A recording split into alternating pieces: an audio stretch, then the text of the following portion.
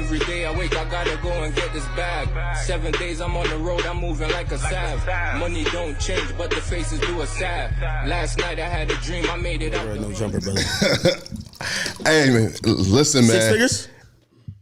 Nah. What? You're capping. It's confidential, man.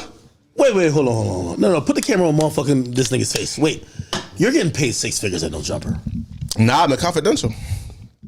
Okay, I get it confidential. You have to say the number, but like, you know, we're just dealing with loose, like, assumptions.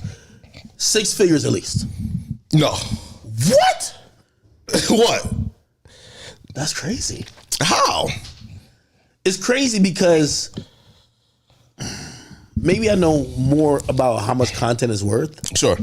Than, you know, sometimes, you know, not saying you don't. Yeah. But I do know the impacts you're bringing. Like, for example, right? Like, I'm starting up the academy, right? I need somebody who's a fire starter. Somebody who don't care about jumping in the fire, saying what they feel, being able to stand on everything they're going to say. Yeah. It might be controversial. Yeah. What do you think that's worth to me? Because I do that myself, but I want somebody else. Well, like, are they here like 5 days a week doing like a 2-hour like news stream every morning, or what? Are they here for like once a week? Hey, right? Right. So look, if they're like a person who's like established already, go ahead. Right? If they already like established, right? Then I can see where like they can maybe say, yo, right? Like, yo, like pay me 6 figures, right? But if you're literally like pulling them off the street, they have like 5,000 subs, right? And like you expect to pay a nigga who got like 5,000 subs, he's fresh off the streets, like nobody know who this nigga is. Okay, I get that. 100,000? No, I get that. You feel me? You thought you were right off the street when you joined No Jumper? Yeah, bro, listen, man, look, Russell, look, so I had like 10,000 subscribers. Only 10? Yeah, you feel me? Really? Yeah, right? Oh, Adam got you early. You feel me? Right. It's like getting a bitch out of the strip club on her first day. Hell no, don't even know what's going on. My man right there, he notorious for that. He in the strip club. Yeah, her first day, he trying to get her out of there. Listen, before she meet the actual sharks. Yeah, right. Listen, Russell, look, I always say, right, that no white man feed more starving niggas than Adam. Really? I'm being real. Except Vlad. Or niggas. Vlad? Niggas? Vlad. Listen, I haven't seen any of Vlad employees, right? Because like I've never been to Vlad City. But Adam feed a lot of starving niggas, right? So like if you feeding a lot of starving niggas, act like you about to give 100 starving niggas 100K a year? To do what? No. Okay. So I guess this is where our conversation is going to delve into some other things. Yeah. There are certain people who I could see talent in. Sure. You get what I mean? Yeah. I have people who do podcasts for me who I literally say, hey, we're going to do this type of business model. It's your podcast, it's my platform. We're going to edit it. We're going to shoot it. But I'm not necessarily going to pay you. The reason why I'm not paying you is because you don't have even the amount, you don't have the name, or you don't even know what the content yet. Can you bring a return? Yeah. So we'll let you keep your podcast. We'll try it out for a couple of months or however long. At the end of the day, you're going to have a win, right? Yeah. You're going to have your podcast that you own. You could take it anywhere. And if somebody else offers you a check, go. Sure. That's what I want, right? Yeah. Now, here's the thing. There's a few people in this game that if they were to join my platform, they don't have to have a big name as me. But I'm like, yo, this is the person that if I put the platform behind, they could be a workhorse. They could bring it to another level. Yeah, of course. You're one of those people. Hey, man, listen. Yeah, hey, listen. And that's why I feel like this interview is very important, right? Are you trying to raise it? Okay, I guess. No, look. My man FLAKKO, man. No, look. You want me to negotiate for you? No, look. No, hell no, right? I'm negotiating with many companies. Listen, but I feel like this interview is like important because listen, I've always called myself. Did Jason Love get paid more than you, and Jason Love only fucked one time? And that's crazy, right? That's crazy. That's crazy. No, man, listen, but I feel like this interview is pretty much like passing the torch and stamping me as the voice of the streets, right?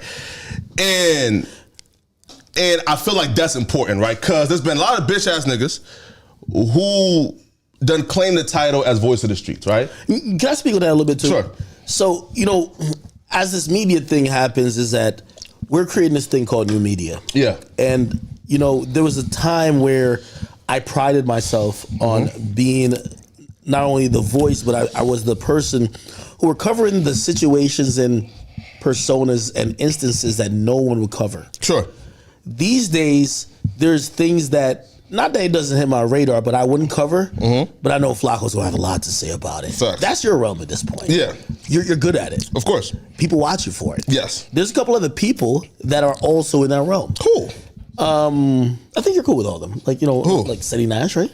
Yes, yeah. Listen, and he's one of the only new niggas that I fuck with. You feel me? Oh, you beefing with these niggas? Oh, No.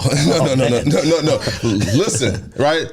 So I feel like Ceddy Nash is somebody who he don't have a. What about King AK-47? You fuck with him? No. You don't? No. What happened? What? Why you don't fuck with him? So he claims he's the voice of the streets, right?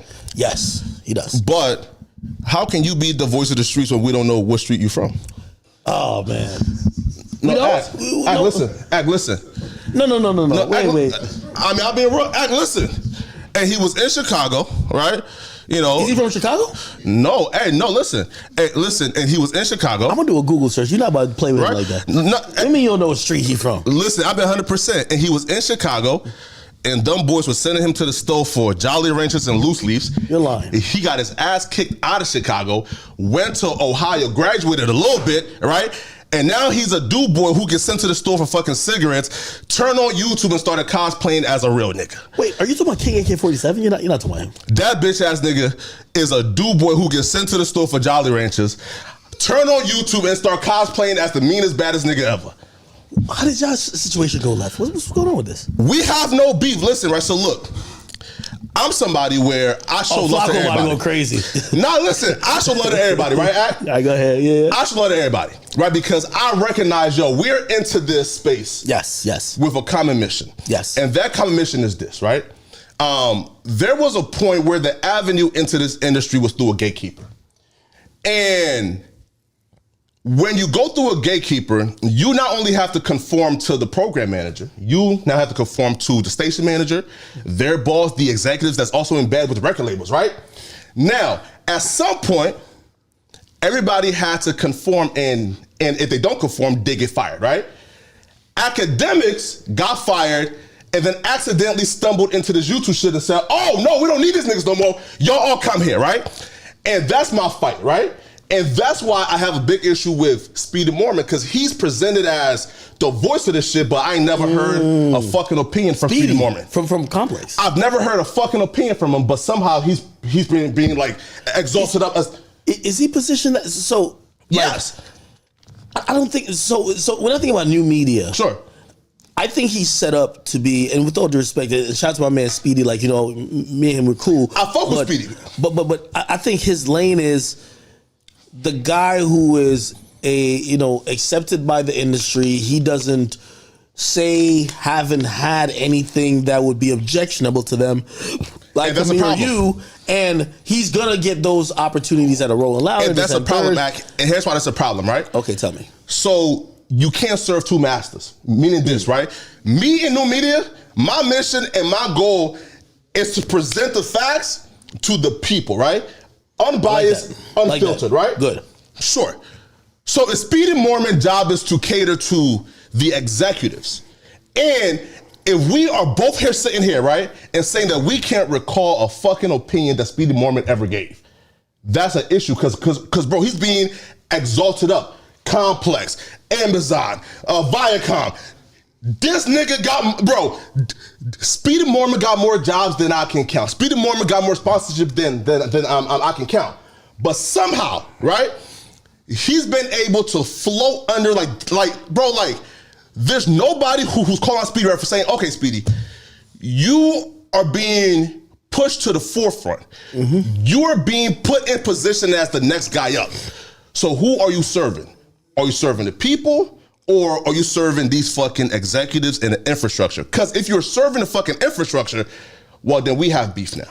So I would say this, and this is why I feel like Speedy isn't in the same lane, with all due respect to him, but I think Speedy is playing the role of a journalist, and his job is to ask questions. Sure. Like, he would be more going at a role of an Elliot Wilson, mm-hmm. or where you see like Angie Martinez happen to be. It is new media where we're not just like, and we're forced to have opinions because we don't have access. Sure. Right? You see, when you have access, people do the 106 in Park shit. Yeah. People do the TRL shit. Well, let me just ask you the question because you're here. I won't say, I think you're bullshitting. You're lying. Sure. Hey, this is what I think. What do you think? They don't need to have an opinion. When you don't have access, like I'll give you a quick story. I was running around here in 2011. I had a regular job and I was trying to like just get interviews from people. And before, like I think Charlamagne was one of the biggest people that gave me an interview. But before then, I was trying to follow a bunch of these people in Love and Hip Hop. And there was this one girl, like, you know, like she was hot at the time. Like she's just like a broke baby mom at this point. But like, I don't even want to name her. Masika? No, it's not her. The reason why is that like, listen, we not pulling no punches here, my nigga, right? Listen, we as everybody getting called out today. Yeah. So who's the broke baby mama who was swallowing semen for a living? Hey, you see? Whoa! Hey, this is why I like FLAKKO. FLAKKO's giving it. FLAKKO is still in the bag with the motherfucking yo. He got a 38 snub out the pocket. Crash dummy, man. Okay. No, so it was a girl named her name was Amina. She was one of the baby mamas of Peter Guns. Oh, she's the greatest. Listen. And I remember trying to get an interview with her a bunch of times, and then we got canceled a bunch. I've seen a dumb bitch act, but she's the queen of dumb bitches. Okay. And ain't that the hoe though? Wait, listen. And wait though, right? FLAKKO shooting today. Oh man. wait though. And ain't that the hoe though? And had a nigga. Then he got another bitch pregnant, give her a ring, that bitch left the nigga, right? Yeah. Amina took him back. Yeah. Then he left her again for you know the whole story. Yeah. So I don't even try to call her out, but the reason why I say that was the story is much bigger than her, so it's not necessarily just her, because I remember I was in that lane of saying, hey, there was a new time. Okay. I was realizing this very important thing, and you could tell me now if it's still relevant. So in 2011, I was starting to realize that fame was more important than talent. Absolutely. And I was like, hey, we have these reality stars. We don't know if they're talented, but they're popular because of people liking to watch their stories. They're becoming famous. This is really full Kardashian. Even the Kardashians were around. But that was a moment I was like, so let me try to interview them, because I only wanted to interview rappers at first. Absolutely. I had a little run around where it was just like, I'm going to give her the benefit of the doubt. She was like, she just wasn't available. I called out of work mad times. I had a regular job. Yeah. And I was so frustrated, and I said this: maybe this shit ain't for me. If I need to chase someone to sit next to me to get some relevance. Sure. And I said, if people can't like me for me, in my opinions, this can't be what God has in store for me. So I started getting on camera, and I said, I'm gonna just tell people what I think. Absolutely. And I'm not gonna say that just only sparked it off, but what that told me was that for all those journalists that they were just question askers and they didn't have a position, they didn't have a hot take, they didn't care about anything, those people are gonna fade, because I started making ground by giving an opinion, whether how extreme it was. Hey, that Kanye album, Yeezus, this shit is trash. Absolutely. I gave my opinion. And you know what I mean? People that was like, yo, you don't know music, blah, blah. Absolutely. But we had to have an opinion. You have to have an opinion.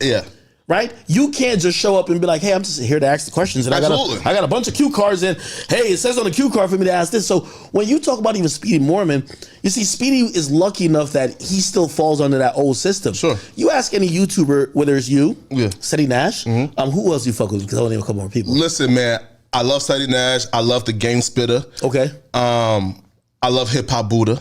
You feel me? Listen, I fuck with everybody. Okay. But that bitch ass nigga King AK. Oh my God. Okay. So for all those people included, you get to realize, and I remember even, I know you don't like it, but I remember King AK, I said to him about the 1090 Jake shit, I said, you have to have an opinion. Because he was doing a journalist thing. Yeah. When people were looking at 1090 Jake's paperwork, it was like, well, because there was a moment people were looking at King AK like, hey, well, you're the street guy, right? Yeah. And he was like, well, 1090, you're not supposed to say this and whatever. And I remember saying, you got to have an opinion. When I listen to FLAKKO, I don't care if you're dead wrong. I need FLAKKO to say, man, this nigga's... Fuck these niggas. Exactly. Man, I'm keeping a pole. You don't want no problem. You don't want no smoke. I don't want no friends. just Benjamins. I came for the ends, then had to get low. Got him jumping once again, going crazy like Riri. Knots busting out the pants, had to hit him with the repeat. Double up, taking off like E.T. Now I'm rushing from the fans, everybody trying to see me.